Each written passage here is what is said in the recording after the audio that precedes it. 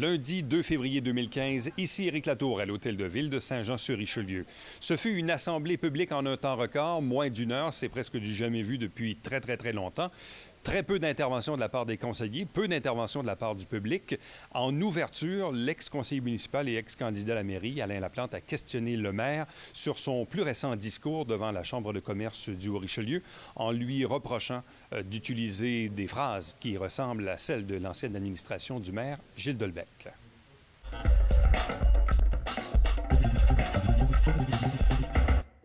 Bonsoir, Madame les élus, Messieurs les conseillers. Monsieur le maire. Bonsoir. Bonsoir, Alain Laplante, 66 rue de Musset à Saint-Jean-sur-Richelieu. Monsieur Fecteau, j'ai lu votre discours que vous avez prononcé devant la Chambre de commerce la semaine passée.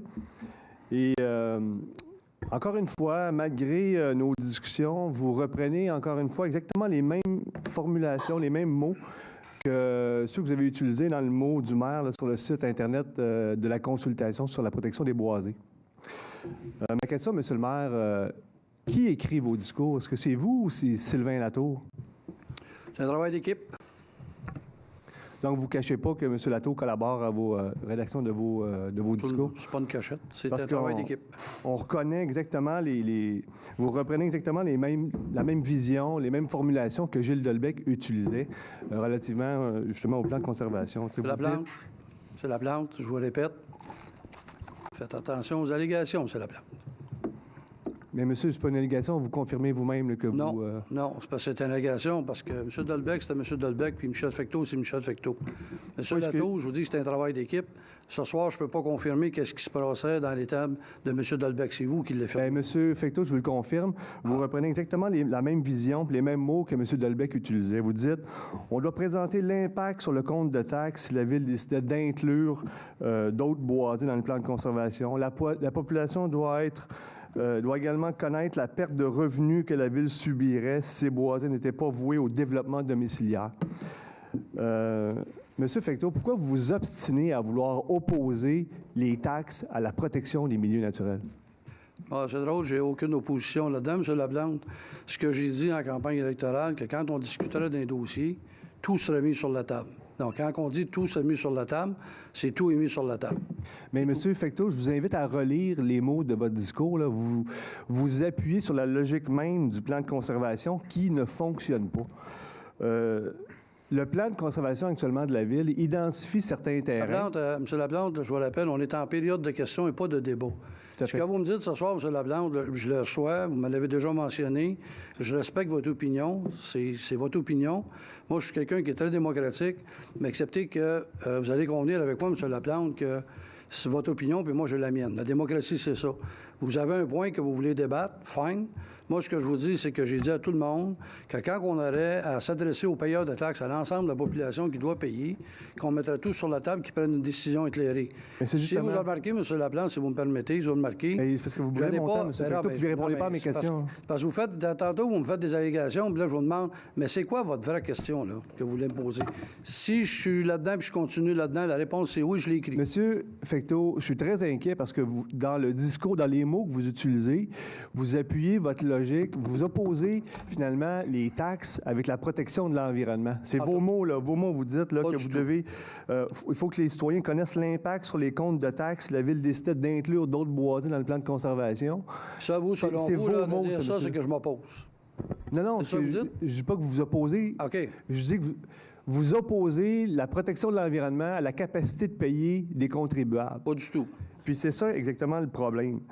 Non, mais M. Laplante, je vous réponds pas du tout. Vous me posez une question, c'est de dire à la population que si on achetait les boisés, si la Ville achetait les boisés, qui vont être payés par l'ensemble des citoyens, je dis qu'il n'y a aucun problème à faire connaître à la population combien ça va coûter, puis la population décidera à la fin de l'exercice. M. Fecteau, il faut justement sortir de cette fausse logique-là.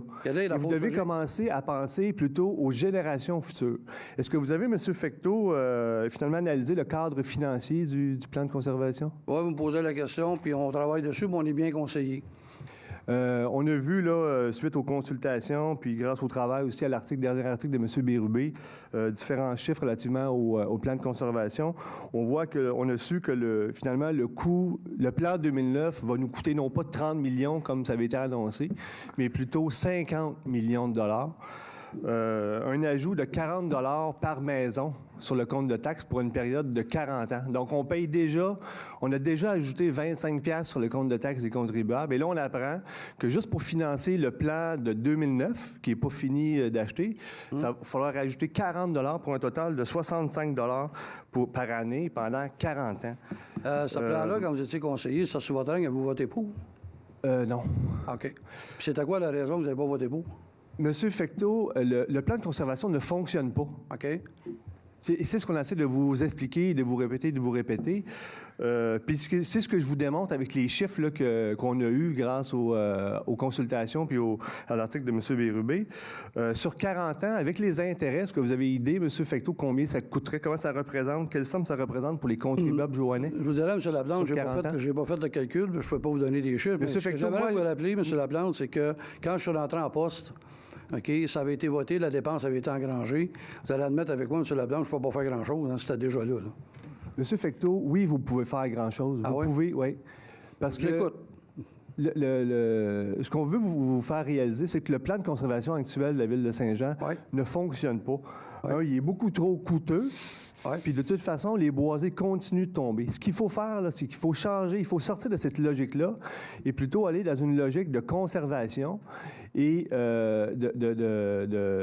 et travailler finalement pour non pas pour dédommager les promoteurs, mais pour protéger l'intérêt des contribuables, des payeurs de taxes. Bon, je prends bonne note, M. Laplante. On est rendu aux 5 minutes. Merci. Merci.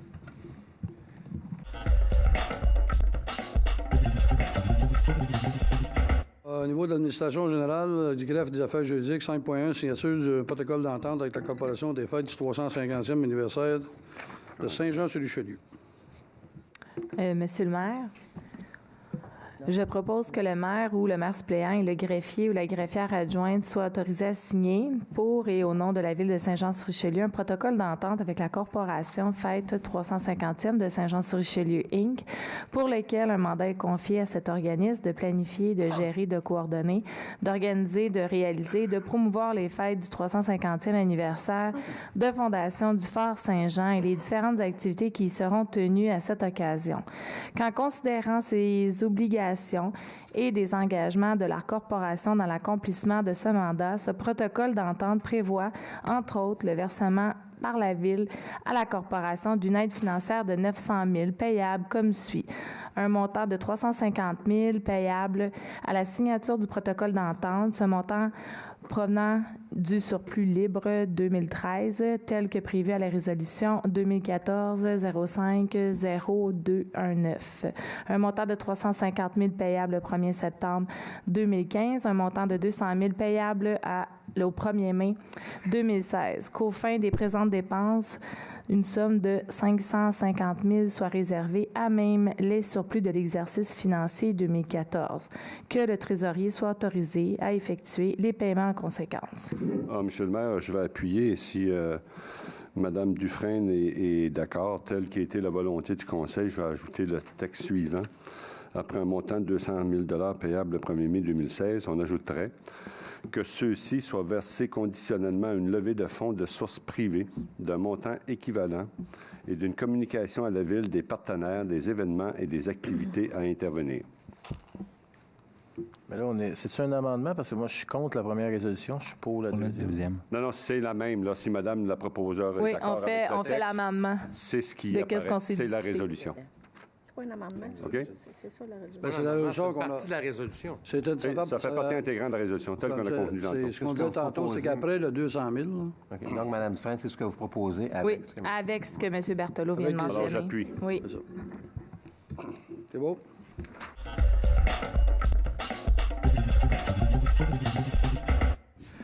C'est l'ajout, comme je disais tantôt, je m'excuse aux membres du Conseil, quand on était en plénier tantôt, là, c'est l'ajout d'une personne de plus au comité des finances dans les fêtes du 350e Je vais devoir m'impliquer, demander des sources de financement. Donc, c'est un ajout de Mme Marcoux à la Commission finances.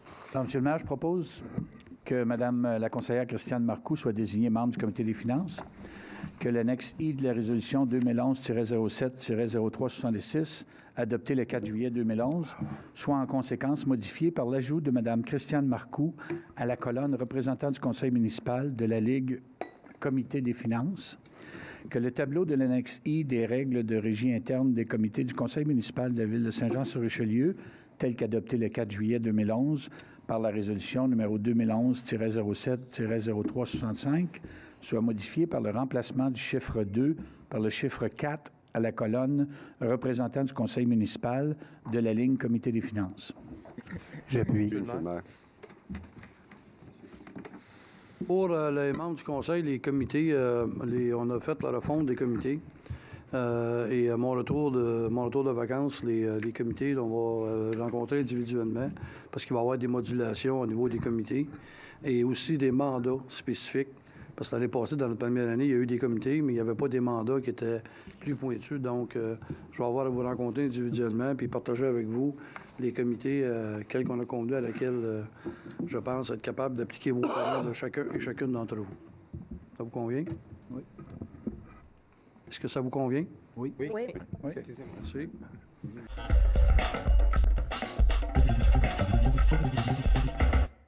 « 7.1 Ressources humaines, octroi d'un contrat pour des services juridiques pour 2015, l'arbitrage, convention collective des policiers. » Alors, Monsieur le maire, je propose d'accorder à la firme Bélanger-Sauvé un contrat pour les services juridiques externes requis en 2015 par le service des ressources humaines pour l'arbitrage afférent au renouvellement de la convention collective des policiers, et ce pour une dépense de 200 000 taxes incluses. Que cette somme soit prise en même la disponibilité du poste comptable 02-160-00-410.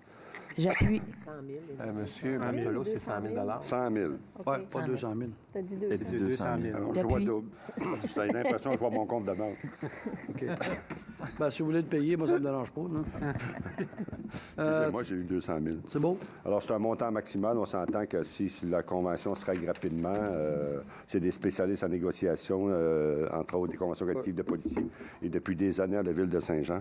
Alors, si ça se règle rapidement, puis ça coûte 20 000, mais il restera 80 000, bien sûr, dans les surplus de la ville.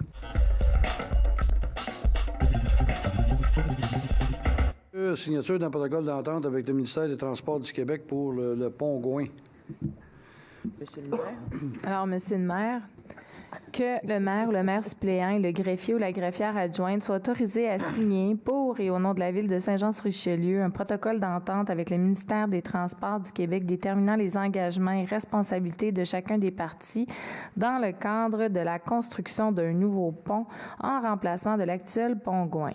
Que ce protocole d'entente contienne, entre autres, les engagements suivants de la ville. Signature d'une entente de collaboration portant le numéro 2011-90, négocié entre la Ville et le ministère des Transports du Québec concernant la reconstruction du pont Gouin à Saint-Jean-sur-Richelieu. Paiement de coûts liés à ces démarches en lien avec ce projet, soit passage piétons et cyclistes, promenade riveraine, trottoir, éclairage décoratif et mise en lumière du pont, volet architectural, relocalisation des services municipaux, égouts, sanitaires et pluviales, et travaux municipaux aux approches à l'extérieur des limites des travaux du ministère des Transports du Québec et autres travaux connexes. Paiement de tout dépassement des coûts liés à ces demandes sur recommandation du service des infrastructures et gestion des eaux et de tout autre service municipal concerné. J'appuie. Merci.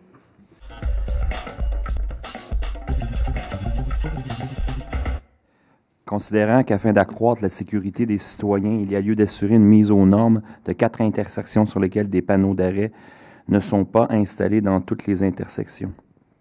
Que les panneaux d'arrêt obligatoires soient installés aux endroits suivants. Sur le boulevard Gouin en direction est, à l'intersection des rues de la Grave, des Trinitaires, sur la rue des Trinitaires en direction ouest à l'intersection du boulevard Gouin, sur le boulevard de Normandie en direction sud à l'intersection de la rue Berthier, sur le boulevard de Normandie en direction sud à l'intersection de la rue Victor-Hugo, sur la rue Sainte-Thérèse en direction nord à l'intersection de la rue Baillargeon, le tout conformément au plan SIG 2015-001 à SIG 2015-004, lesquels sont joints à la présente résolution pour en faire partie intégrante que le service des travaux publics soit autorisé à installer et à maintenir la signalisation précitée. Excusez-moi. Secondaire. J'appuie.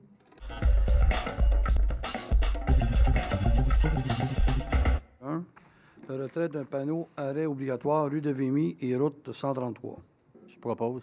Considérant que la résolution numéro 2007-03-02-21, le conseil municipal autorisait la pose de panneaux d'arrêt obligatoire sur le territoire des anciennes municipalités de Saint-Athanas et Iberville, considérant la construction récente d'un carrefour giratoire sur la route 133, modifiant la configuration de cette voie publique, considérant qu'il est requis de retirer le panneau arrêt installé sur la rue de Vimy. Je propose de modifier l'annexe de la résolution 2007-03-02-21 par le retrait de la ligne suivante. Vimy, rue de Sud, 133, route SA. Secondaire. J'appuie. Merci.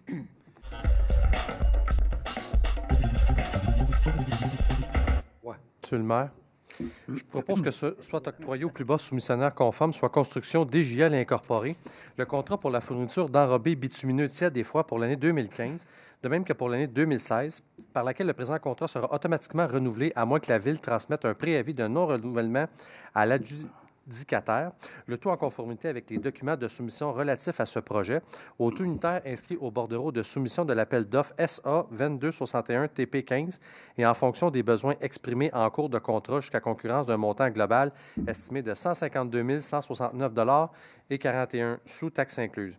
Que les sommes requises à cette fin soient prises au Fonds général d'administration de la Ville, au poste comptable 02 321 00 625 et 02 413 00 625. J'appuie, M. le maire. Merci.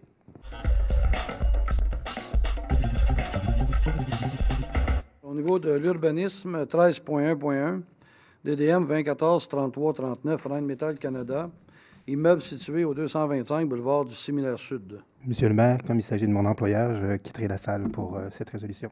C'est très prudent. Merci.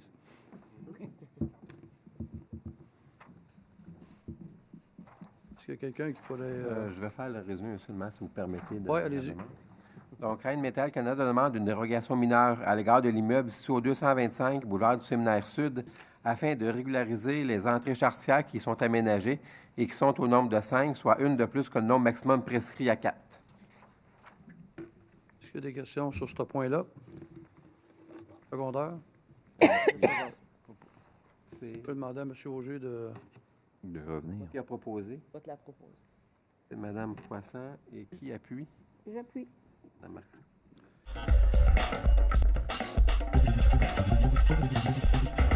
Je propose que le conseil municipal de la ville de Saint-Jean-sur-Richelieu appuie la demande présentée par Deroclé Incorporé, enregistrée, c'est-à-dire afin d'obtenir l'autorisation de la Commission de protection du territoire agricole du Québec pour le lotissement et l'aliénation du lot 3 243 828 du cadastre du Québec, le tout selon les critères d'évaluation énoncés à l'annexe A de la présente résolution. Je seconde, monsieur le maire. Merci.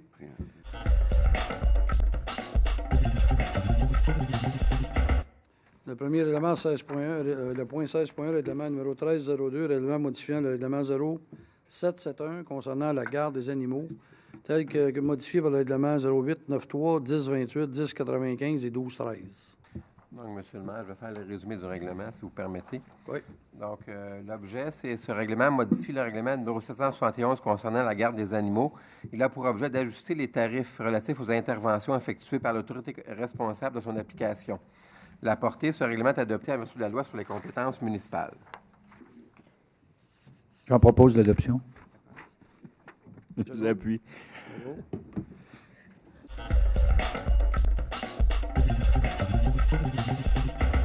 Bonsoir. Je serai bref, Bravo. concis. Je déclare avoir acheté le lot de terre 4 158 811 à Mont-Saint-Grégoire, situé dans le rang double, Justin B7, dans mes intérêts pécuniers. Puis, pour mon dernier point, J'aimerais féliciter tous les bénévoles qui travaillent ardument à Hiberneige. Ça a été un très grand succès cette année. On a eu la température qui s'est mise du côté. Il y a beaucoup d'activités. Ceux qui n'ont pas été, ils ont manqué quelque chose. Puis je pense qu'il reste encore un 2 jours là, d'activité qui va rester. Ça vaut la peine, puis c'est ces bénévoles-là qui font que ça fonctionne. La triple curling qui a été formidable, que j'ai appris, qui est un des plus grands curling extérieurs au Québec. Fait que je félicite tous ces bénévoles qui font que cette activité-là enrichit la ville. Merci beaucoup.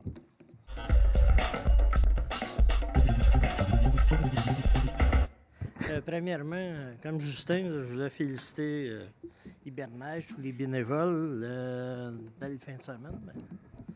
Disons qu'il a fait froid et surtout mon équipe personnelle de curling.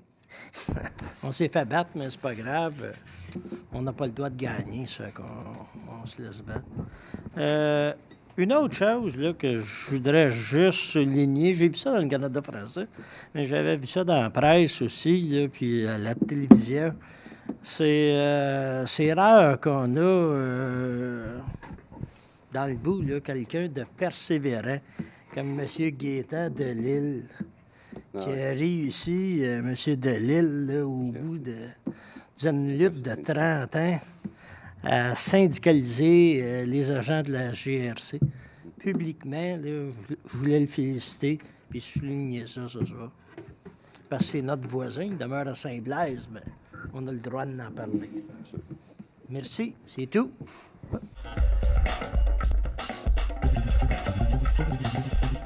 Oui, juste un petit point, M. le maire, une bonne nouvelle. Vendredi dernier, 30 janvier, 16h30, les gens du Parc Rémillard, on a pu ouvrir la valve et les gens avaient l'eau de la ville.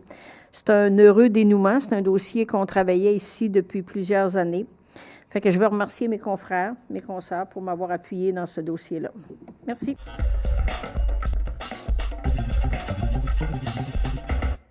Petite mise au point. On m'a fait parvenir, j'étais absent de la dernière assemblée du conseil, on m'a fait parvenir l'intervention de M. Laplante concernant la poursuite dont j'ai été victime. Je dois dire que, fidèle à son habitude, M. Laplante a encore une fois déformé les faits, sans croire à la population que j'avais non seulement tenu des propos diffamatoires, même que j'y avais été condamné. Il faut se rappeler que j'ai été victime d'une poursuite suite à des propos rapportés, entre autres, par M. Laplante. Et comme je l'ai déclaré, en aucun temps, je n'ai tenu de tels propos. La poursuite a décidé de se retirer. On m'a rejoint en vacances pour me demander si j'étais d'accord. J'ai donné mon accord, comme c'était le dossier qui est en discussion. Alors, en aucun temps, il n'a été question de remettre le moindre sou à la poursuite. Celle-ci, donc, c'est un dossier qui ne s'est jamais rendu devant le tribunal puisque la poursuite a retiré le dossier. Donc, c'est un dossier qui est clos et qui ne fera pas objet d'une entente par un juge ou par le tribunal. C'est tout. Merci.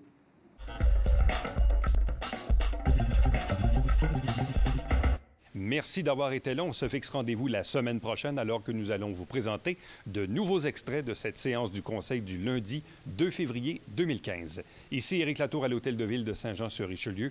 On vous souhaite bien sûr une bonne journée ou encore une bonne soirée.